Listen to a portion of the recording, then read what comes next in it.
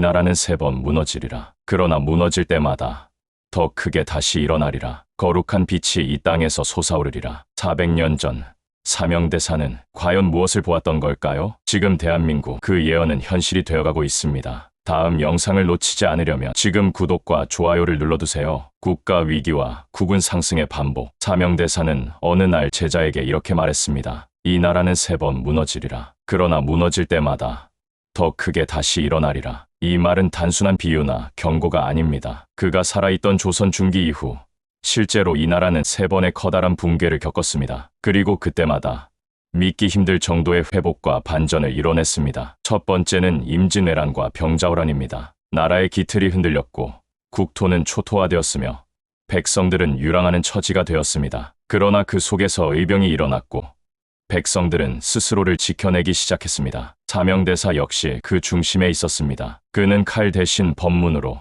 무력 대신 설득으로 나라를 다시 세우는 데 힘을 보탰습니다. 두 번째는 일제강점기와 해방입니다. 나라의 이름조차 빼앗겼던 그 시기, 수많은 이들이 목숨을 걸고 독립운동에 뛰어들었습니다. 그리고 결국 1945년 이 나라는 새로운 이름 대한민국으로 다시 태어났습니다. 폐허 속에서 시작된 공화국의 역사는 그 자체가 하나의 기적이었습니다. 세 번째는 한국전쟁 이후의 재건과 산업화입니다. 동족상잔의 비극을 겪고도 우리는 다시 일어섰습니다. 1960년에서 1980년대 국민들은 무에서 유를 만들어냈습니다. 모든 것이 부족했던 시대, 국민은 하면 된다는 마음 하나로 전쟁의 잿더미를 경제성장의 발판으로 바꾸었습니다. 그리고 1997년의 IMF, 2008년 글로벌 금융위기, 2020년의 코로나 팬데믹 위기 속에서도 대한민국은 꺾이지 않았습니다. 도리어 위기마다 더 강해졌고 더 단단해졌으며 세계가 주목하는 나라로 성장해왔습니다. 사명대사의 말은 어쩌면 이런 위기도약의 사이클을 정확히 꿰뚫고 있었던 것일지도 모릅니다. 그는 말했습니다. 하늘은 이 나라에 시련을 내리지만 그 시련을 이겨낼 씨앗도 함께 심어두었느니라. 그 씨앗은 무엇일까요? 그것은 바로 백성,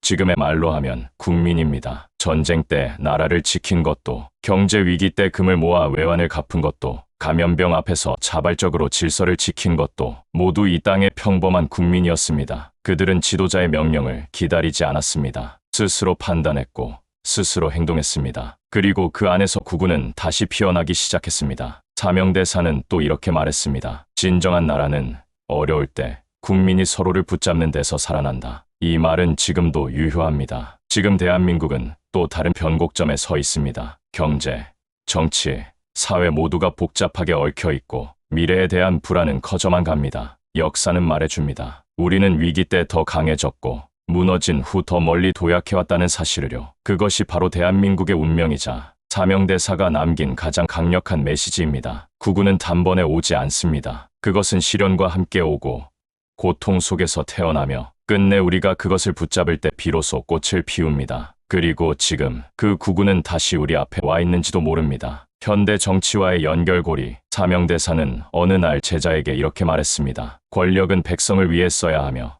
그릇된 권력은 반드시 꺾일 것이다. 이 말, 지금 들어도 굉장히 묵직하지 않습니까? 당시 조선 사회에서 스님이 이런 말을 했다는 건 단순한 도덕적 경고가 아니라 나라의 중심이 흔들릴 때 벌어질 일들을 예견한 것이었습니다. 권력은 늘 시험대에 오릅니다. 누가 그 자리에 앉았느냐보다 중요한 건 그 자리에 있는 사람이 무엇을 위해 그 힘을 쓰는가입니다. 사명대사는 이 점을 꿰뚫고 있었던 겁니다. 조선 말기 위정자들은 권력을 사적으로 사용했습니다. 백성은 돌보지 않았고 부정부패가 만연했죠. 결국 그 시대는 쇠퇴했고 나라의 기틀은 무너졌습니다. 일제강점기 이후 해방된 대한민국에서도 수차례 권력이 민심과 어긋날 때마다 큰 변화가 있었습니다. 1980년대 민주화 운동, 그리고 2016년 촛불 집회까지 민심이 외면받았을 때 국민은 침묵하지 않았습니다. 그리고 그때마다 한국은 또 한 번의 진화를 겪었습니다. 사명대사는 이처럼 권력의 속성을 꿰뚫어봤습니다. 그는 단순히 정치 지도자를 향한 경고를 넘어 우리 모두에게 말하고 있었는지도 모릅니다. 권력이란 내 안에도 있는 것이다. 즉, 가정에서, 조직에서, 사회 속에서 우리가 가진 작은 권력도 누구를 위한 것인가를 끊임없이 되물어야 한다는 것이죠. 그리고 그는 이런 말도 남겼습니다. 백성이 눈을 뜨면 어지러운 권력은 그 뿌리를 잃는다. 현대 사회는 정보의 홍수 속에서 살고 있습니다. 국민은 이제 스스로 판단하고 행동해야 합니다. 사명대사의 말은 400년이 지난 지금 더더욱 절실하게 다가옵니다. 우리가 뽑는 한 표, 우리가 말하는 한마디, 우리가 외면하거나 응원하는 모든 순간이 결국 이 나라의 권력 구조를 결정짓습니다. 그래서 그는 말한 겁니다. 그릇된 권력은 반드시 꺾인다. 그리고 그 자리에 국민이 다시 서야 한다고. 이건 단순히 정치 이야기가 아닙니다. 대한민국의 운명을 바꾼 반복된 흐름이고 앞으로도 반복될 예고된 순환입니다. 구구는 정치와 함께 움직입니다. 방향은 국민의 손끝에서 바뀝니다. 그리고 그 시작은 바로 지금 우리가 어떤 눈으로 세상을 바라보느냐에 달려 있습니다. 동방의 대국, 조선의 미래인가, 한국의 탄생인가. 사명대사가 남긴 예언 중 가장 널리 알려진 말, 바로 이것입니다. 머지않아 동방 조선 땅에 대국이 서리라. 당시 조선은 세계 질서 속에서 변방이었습니다. 명나라의 신하국으로 존재했고 서구 문명에 비해 과학, 경제, 군사력 모두 뒤처져 있었죠. 그런 상황에서 대국이라는 단어는 감히 입에 올리기조차 어려운 말이었습니다. 사명대사는 분명히 말했습니다. 조선 땅에 대국이 서리라. 여기서 중요한 건 대국이라는 단어의 의미입니다. 단순히 국토가 넓거나 인구가 많은 나라가 아니라 정신적, 문화적, 도덕적 힘을 가진 나라, 즉 세계가 주목하는 중심 국가로 성장할 것을 예견한 것이죠. 그의 말은 당시에는 황당하게 들렸을지도 모릅니다. 하지만 지금 우리는 어떤가요? 한류, K-팝, K-드라마, K-푸드, 문화는 국경을 넘어 전 세계에 영향을 주고 있고 기술력과 경제력도 세계 3위권입니다. UN 사무총장, 국제기구 수장, 노벨상 후보자, 대한민국이라는 이름이 들리지 않는 곳이 없습니다. 400년 전 그 말이 오늘날 이렇게 연결되고 있는 것입니다. 그렇다면 사명대사는 무엇을 근거로 이런 말을 했을까요? 그는 단지 미래를 점친 것이 아닙니다. 당시 조선 백성들이 보여준 끈기, 공동체 정신, 학문에 대한 열의를 누구보다 잘 알고 있던 사람이었습니다. 조선은 전쟁 속에서도 나라를 일으켰고 수많은 위정자들의 실책에도 불구하고 백성들은 늘 삶을 개척하며 살아갔습니다. 사명대사는 그 민족적 에너지를 본 겁니다. 이 백성은 반드시 일어설 것이다. 그 믿음이 바로 동방의 대국이라는 표현으로 나타난 것입니다. 또 한 가지, 서가 아닌 동에서 대국이 나타날 것이라고 했습니다. 이는 지리적 개념을 넘어 서양 중심의 문명에서 벗어난 새로운 문명의 중심축이 동방에서 생겨날 것을 내다본 것이기도 합니다. 한 나라의 부강은 단순한 돈이나 무력만으로 설명되지 않습니다. 사람의 힘, 문화의 힘, 정신의 힘이 함께 있을 때 비로소 대국이라 부를 수 있는 것이죠. 그렇다면 지금 대한민국은 진정한 의미에서의 대국이 되었을까요? 아직은 아닐 수도 있습니다. 하지만 분명한 건 그 길 위에 올라섰다는 사실입니다. 사명대사가 본 대국은 경제대국이 아니라 사람이 중심이 되는 나라, 그 힘으로 세계를 감동시키는 나라였습니다. 그리고 그 가능성은 지금의 우리에게도 있습니다. 우리의 말, 문화, 가치가 세계인의 일상에 스며들고 있다는 사실, 그 자체가 동방의 대국이 현실로 옮겨지고 있다는 증거입니다. 백성 중심의 나라가 되어야 한다. 나라의 근본은 백성에 있다. 백성이 웃으면 나라도 웃고 백성이 고통받으면 나라도 병들지. 사명대사가 제자에게 남긴 이 말은 지금 이 시대를 살아가는 우리 모두에게 던지는 무겁고도 명확한 메시지입니다. 그는 어느 순간에도 백성을 잊지 않았습니다. 임진왜란으로 온 나라가 불타고 사람들이 삶의 터전을 잃어 방황할 때에도 그는 늘 말했습니다. 왕도 장수도 백성을 따르지 않으면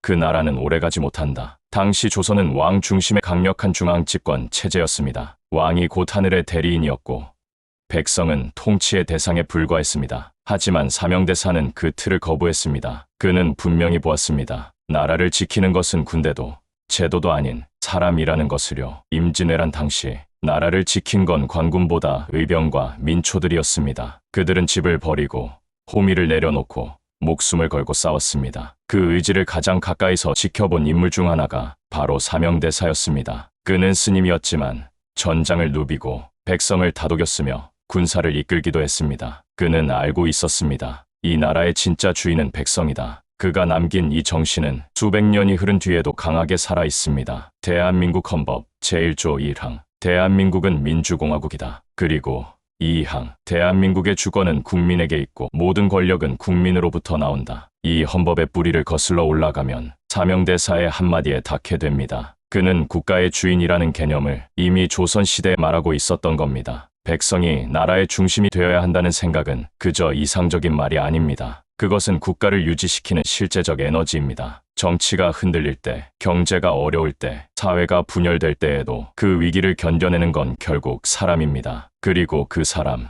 그 백성이 나라의 중심에 서 있을 때 국군은 다시 오릅니다. 사명대사는 말했습니다. 백성이 희망을 잃으면 그 나라의 하늘도 등을 돌린다. 우리는 이 말을 지금 어떻게 받아들여야 할까요? 정치가 민심을 외면하고 제도가 현실을 따라가지 못하며 시민의 삶이 외로워질 때 그건 단지 사회적 문제를 넘어 국가 전체의 생명력이 약해지는 신호일 수 있습니다. 사명대사의 메시지는 단순합니다. 백성을 잘 보살펴라. 그럼 나라가 저절로 산다. 지금 이 시대의 백성은 누구일까요? 가장 낮은 곳에서 묵묵히 일하는 노동자, 육아에 지친 부모, 학업에 눌린 청소년, 은퇴 이후 방황하는 노인들, 그리고 사회 속에서 잊힌 목소리들, 그들의 삶을 살피는 나라, 그들의 소리를 듣는 정치가 바로 국군이 살아있는 나라입니다. 사명대사는 권력자에게만 말을 남긴 것이 아닙니다. 동시에 우리에게도 책임을 물었습니다. 백성이 나라의 근본이니 백성 또한 스스로를 나라처럼 아끼고 다스려야 한다. 즉, 국민 한 사람 한 사람이 나라의 주체로서 자각하고 말하고 행동할 때 비로소 나라가 살아 숨쉬게 된다는 뜻입니다. 거룩한 빛이 올라온다는 말의 의미. 사명대사는 생전의 한 절에서 제자들에게 이렇게 말했습니다. 머지않아 이 땅 어딘가에서 거룩한 빛이 솟아오를 것이다. 그 빛은 칠흑 같은 어둠을 가르며 세상을 비추리라. 오랜 세월 동안 하나의 수수께끼처럼 남아있었습니다. 과연 그가 본 거룩한 빛은 무엇이었을까요? 어떤 이는 이 말을 종교적 계시로 해석합니다. 또 어떤 이는 그것을 나라의 부흥, 새로운 시대의 출현으로 받아들입니다. 하지만 한 가지 분명한 건 사명대사가 이 말을 남긴 시점은 나라가 전쟁의 참화로 무너지고 있던 때였다는 점입니다. 모든 것이 끝나버린 듯한 상황. 하지만 그는 그 안에서 빛을 보았습니다. 그 빛은 사람이 아닌 하늘에서 내리는 것이다. 그러나 그 빛을 받아 올리는 것은 바로 백성이다. 즉, 하늘의 뜻이 내려오더라도 그것을 실제로 일으키는 건 사람, 곧 이 땅에 사는 민중의 의지와 행동이라는 뜻입니다. 거룩한 빛이란 표현은 단순한 은유가 아닙니다. 그건 시대의 전환을 이끄는 상징적 에너지입니다. 사명대사는 아주 구체적으로 말하지는 않았지만 그 빛이 세상 끝자락의 동방에서 솟아오를 것이라 언급했습니다. 그리고 그 빛은 처음엔 작고 약하나 결국 온 세상을 비출 것이라 했죠. 이 말은 오늘날 대한민국의 위치와 기운을 떠올리게 합니다. 전 세계의 중심에서 가장 먼 동쪽, 언제나 주변국에 둘러싸인 작은 나라. 하지만 그 안에서 솟아오른 문화, 기술, 가치, 정신은 이제 전 세계를 향해 퍼지고 있습니다. 한류의 확산, 세계적인 과학기술, 국제사회의 중재자 역할까지. 지금 한국은 단순히 경제 성장만을 이룬 나라가 아닙니다. 가치의 중심으로 점점 떠오르고 있습니다. 거룩한 빛은 단순히 물리적 광명이 아닙니다. 그건 도덕적 지도력, 정신적 영향력, 문화적 감동력입니다. 사명대사는 어쩌면 이 땅에서 시작될 새로운 문명의 형태를 예견했던 걸지도 모릅니다. 물질과 무력이 아닌 공감과 연대, 배려와 창조의 힘으로 세상을 밝히는 새로운 시대. 그리고 그 시대의 출발점이 동방의 이 작은 땅이라고 믿었던 것이죠. 그는 또 이런 말도 남겼습니다. 그 빛은 처음엔 알아보지 못한다. 하지만 시간이 지나면 모두가 그것을 따라 걷게 되리라. 이 말은 지금의 상황과 맞닿아 있습니다. 20세기 중반까지만 해도 누가 대한민국을 빛의 나라라고 상상이나 했을까요? 그러나 지금은 세계의 수많은 젊은이들이 한국어를 배우고 한국의 콘텐츠를 보고 한국의 정신과 가치를 존중하기 시작했습니다. 우리가 스스로 인식하지 못하는 사이 그 빛은 이미 솟아오르고 있는지도 모릅니다. 사명대사가 말한 거룩한 빛은 하늘에서 내려오는 예언이 아닌 우리 모두가 함께 만들어가는 결과입니다. 그리고 지금 이 순간에도 그 빛은 이 땅 어딘가에서 자라고 있습니다. 산중에서 예언한 현대 도시, 사명대사가 말년에 머물렀던 깊은 산속의 암자. 그곳에서 그는 제자들에게 이렇게 말했습니다. 이 고요한 산 아래 머지않아 수많은 인파가 오가고 하늘을 찌를 듯한 집들이 즐비하리라. 제자들은 처음엔 그 말을 이해하지 못했습니다. 이 외진 산 아래 어떻게 사람들이 모이고 높은 건물이 들어설 수 있단 말인가. 당시엔 길 하나 제대로 닦이지 않은 외딴 골짜기였기 때문입니다. 하지만 세월이 흐른 지금 그 산 아래는 대도시의 중심이 되었습니다. 사명대사가 머물렀던 곳들 중 하나인 팔공산, 금강산, 속리산 일대는 오늘날 도심과 인접해 수많은 인파가 오가며 고층 빌딩과 아파트, 도로와 전철이 연결된 지역이 되었습니다. 단순히 개발로 인한 변화일까요? 그는 왜 굳이 산 아래를 언급하며 그곳의 변화를 예고했을까요? 여기에는 도시화와 국운의 흐름에 대한 놀라운 통찰이 숨어 있습니다. 그는 말했습니다. 사람이 모이는 곳엔 기운이 움직이고 기운이 움직이는 곳엔 운명이 바뀐다. 즉, 도시가 형성되는 것은 단순히 삶의 편의를 위한 것이 아니라 에너지의 흐름이 몰리는 곳이라는 것입니다. 그는 자연과 인간의 관계를 매우 깊이 이해하고 있었습니다. 산은 정적인 기운, 도시는 동적인 기운, 이 둘이 만나 균형을 이루는 곳에서 새로운 시대의 문이 열린다고 봤습니다. 도시가 생겨난다는 것은 새로운 문명, 새로운 가치, 새로운 권력이 등장한다는 상징이기도 합니다. 특히 사명대사는 높은 집들이 하늘을 찌를 것이나 그 안에 사람 마음은 작아지지 않아야 한다고 경고했습니다. 이는 단순한 건축의 예언이 아니라 도시화 과정 속에서 인간성, 공동체 정신, 정신적 가치가 잊히지 말아야 한다는 의미입니다. 지금 우리의 도시들을 생각해봅니다. 수십 층 아파트, 끝없는 도로, 불야성 같은 거리. 하지만 동시에 점점 사라지는 소통, 정서, 공동체, 사명대사는 그 위험도 함께 본 것입니다. 그는 말했습니다. 건물이 높아질수록 사람의 눈은 낮아질 수 있다. 그러니 도시는 반드시 마음을 담는 그릇이 되어야 한다. 오늘날 도시에서 일어나는 수많은 문제들, 고립, 단절, 불균형, 소외. 그는 이미 그 조짐을 수백 년 전 산중에서 느끼고 있었습니다. 하지만 그는 도시를 부정하지 않았습니다. 오히려 도시는 시대의 거울이며 미래의 방향을 비추는 창이라고 보았습니다. 산이 지키던 기운이 이제는 사람이 나눌 때가 되었노라. 그는 자연이 담고 있던 에너지가 사람의 손으로 이어져야 한다고 했습니다. 즉, 물리적 성장보다 중요한 건 도시를 살아가는 사람들의 정신과 연결입니다. 그리고 그 연결이 이루어질 때 그 도시는 단순한 생활의 터전이 아니라 한 나라의 국운을 이끄는 심장이 된다고 믿었습니다. 지금 우리가 사는 이 도시, 그 수많은 공간 속에서 과연 우리는 어떤 에너지를 만들고 있을까요? 건물의 높이만큼 우리의 의식도 올라서고 있을까요? 사명대사가 말한 산 아래 도시는 어쩌면 지금 우리가 살고 있는 곳일지도 모릅니다. 그리고 그는 그 안에서 빛이 솟아오를 수도, 어둠이 번질 수도 있다고 말했습니다. 모든 것은 우리가 어떻게 살아가느냐에 달려 있는 것입니다. 우리는 어떤 나라를 만들어야 할까요? 사명대사는 말년 한 제자에게 조용히 이런 말을 남겼습니다. 나는 나라를 지킨 것이 아니라 나라가 스스로 일어설 수 있는 씨앗 하나를 심었을 뿐이다. 그 씨앗이 어떤 나무가 될지는 너희가 정할 일이다. 이 말은 지금 우리에게도 질문을 던지고 있습니다. 우리는 어떤 나라를 만들어가고 있을까요? 사명대사는 어떤 특정한 제도를 말하지 않았습니다. 어떤 정치 체제, 경제 규모, 군사력에 대해 이야기한 적도 없습니다. 그가 남긴 건 단 하나, 사람이 중심인 나라라는 원칙이었습니다. 그는 말했습니다. 사람이 귀한 나라가 되면 그 나라의 이름은 먼 곳에서도 들리게 되리라. 이는 단순한 인도주의를 넘어 국운의 핵심이 사람의 가치에 달려 있다는 걸 말합니다. 지금 우리는 어떤 기준으로 나라를 평가하고 있나요? 경제 성장률,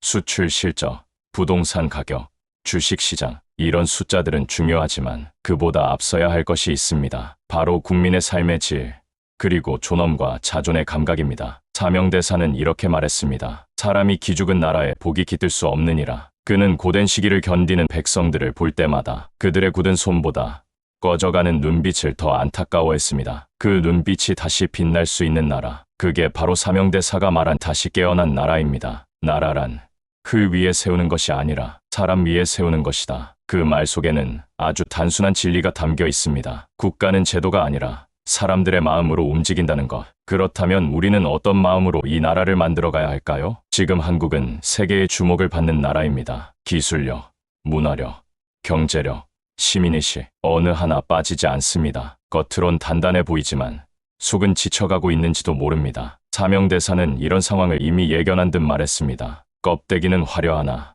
속이 비면 바람에 무너지느니라. 그는 것보다 속을 보라고 했습니다. 국가의 외형보다 국민의 마음을 들여다보라고 했습니다. 그 마음들이 무너지지 않도록 하는 것, 그게 바로 국운을 잇는 힘이라는 겁니다. 그렇기에 우리는 다시 질문해야 합니다. 우리는 지금 어떤 나라를 만들고 있는가? 그리고 앞으로 어떤 나라를 만들어야 하는가? 사명대사는 답을 주지 않았습니다. 대신 질문을 남겼고 그 질문을 붙들고 오늘의 우리가 답을 만들어야 할 차례입니다. 대국이 되는 길보다 더 어려운 것은 좋은 나라가 되는 길일지도 모릅니다. 사명대사의 예언을 듣고 여러분들의 의견을 댓글로 작성해 주세요.